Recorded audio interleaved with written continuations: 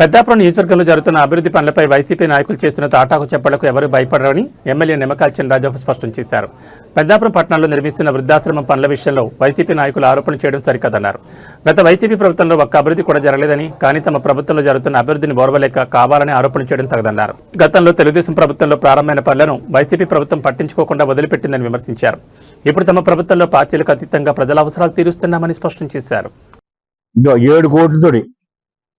7 కోట్లతోటి కంచిపేడం కాదని చెప్పొచ్చారు. మా మీద నమ్మకం ఉండేది కదా. ఆయన ఫస్ట్ ఫేజ్లో సెంట్రల్ సిబిజే స్కూలు 3 కోట్లతోటి, పేటం ప్లస్ కళ్యాణ మండపం 4 కోట్లు, 7 కోట్లతో కట్టాలని నిర్ణయించారు. దాన్ని కూడా శంకుస్థాపన చేయాలి. పుష్కరాలు నేను వస్తా, పుష్కరాలకి ఓపెన్ చేయాలి, అంత స్పీడ్గా చేయాలి. మా సహకారం కావాలన్నా ఆయన స్వామివారి సహకారం అందరూ ఇస్తాం, ప్రజలందరూ ఇస్తాం. తిన్నారు అది నమ్మకం మీద ఇచ్చేది. మా దర్బాబు గారు ఏదో మేము దొంగలంటాడు, ఏదో అర్థం ఉన్నది. అలాగే బ్రహ్మాండ ప్లాన్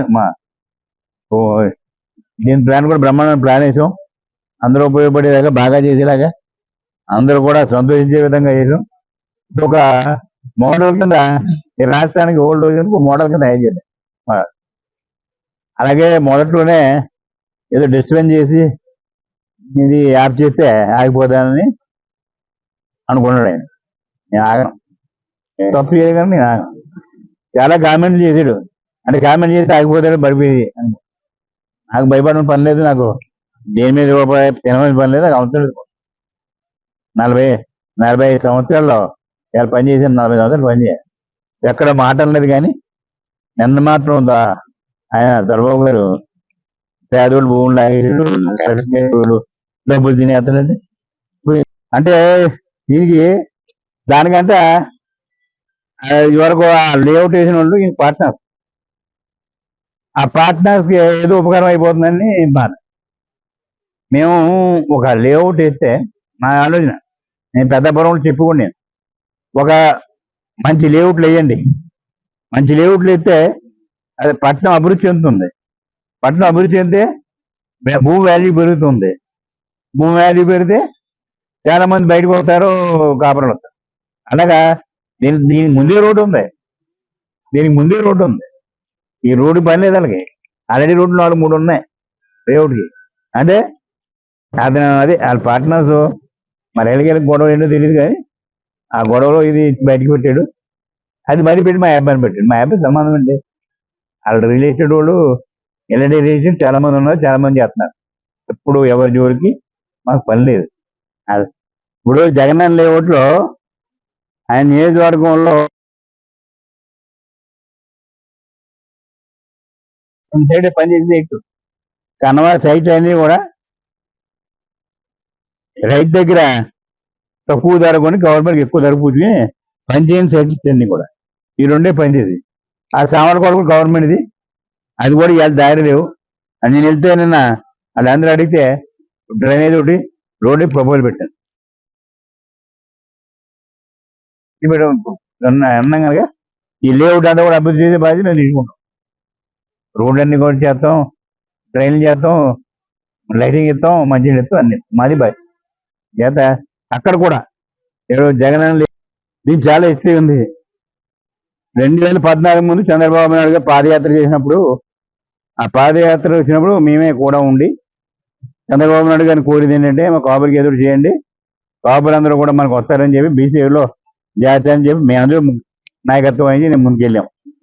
కూడా పాదయాత్ర చేసినప్పుడు పిఠాపురం వచ్చేటికి బీసీకి ఇస్తానని చెప్పాడు ఆయన. అన్నమాట ప్రకారం కమిషన్ వేసాడు, క్యాబినెట్లో పెట్టాడు, అసెంబ్లీలో పెట్టాడు, తీర్మానం చేసి ఇచ్చాడు. సరే ఈ ఊళ్ళో ఇవన్నీ గొడవలు వచ్చి ముద్రగడ పద్మనాభం గారు కూడా చాలా గొడవలు చేశాడు. దాన్ని అందరూ కౌంటర్ చేసుకొచ్చాం, కార్పొరేషన్ ఏర్పాటు చేసాం. కార్పొరేషన్లో కూడా విదేశీ విద్యకి 3 మంది ఉంటారు, హ్యాపీగా ఇలా ఉద్యోగాలు చేస్తున్నారు. అలాగే 10 కుటుంబానికి లోన్లు, కాపు కుటుంబాలు లోన్ ఇవ్వాలని చెప్పి లోన్లు, కళ్యాణ మండపాలు కట్టాలని కళ్యాణ మండపం కంటే ఆ కళ్యాణ మండపం ఇప్పుడు ఆగిపోతే అన్ని కూడా పూర్తి చేస్తాను. అన్ని కార్యక్రమాలు ఇలా కాపుదారు స్వార్థంతో ఇలా ఈ కాపు నాయకులు వైసీపీ నాయకులు ఆ రోజు పిఠాపురం జగ్గంపేటకు వచ్చి నాకు నేను కాపులు రిజర్వేషన్ అన్నాను జగన్మోహన్ రెడ్డి. అలాంటి వాడిని బుధాన్ని ఎత్తుకెళ్ళాడు. అలాంటి వాడిని బుధాన్ని ఎత్తుకెళ్తున్నారు ఇప్పుడు. నేను చేయలేని వాళ్ళు బుధాన్ని ఎత్తుకెళ్ళారు. అలాగే పవన్ కళ్యాణ్ గారు ఎప్పుడు ఒకటే దారి. ఆయన మొదటి నుంచి చెప్తున్నాడు, అందరం కలిసి ఉంటే కానీ రాజా చెప్తున్నాడు, కులంతో సంబంధం లేదు, కులాల అభిమానం ఉంటే వస్తే దానికి తప్పలేదు. పవన్ కళ్యాణ్ గారు కూడా ఇవాళ సామాజిక వర్గాన్ని ఆయన్ని రెచ్చగొట్టే విధంగా చేస్తుంది. పవన్ కళ్యాణ్ గారు ఒక మంచి లీడర్. ఏమంటే ఒక ఒక వ్యక్తి ఒక వ్యక్తికి అన్యాయం జరిగితే అయిపోయినట్టు కాదు.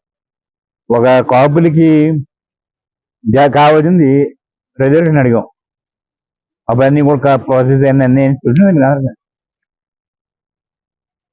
ఇప్పుడు సాయి కృష్ణ ఎంక్వైరీ చేసాం. మేము వదిలిపెట్టలేదు, ఎంక్వైరీ చేసాం. లేదా ఒక వ్యక్తికి జరిగిపోతే మొత్తం కాపు అందరికీ జరిగిపోయిన లెక్కేసి మాట్లాడటం కరెక్ట్ కాదు. సమాజంలో ఉన్న మెజారిటీ వర్గాలకి న్యాయం జరిగినది కావాలి. కాపులందరికీ కూడా కావాల్సింది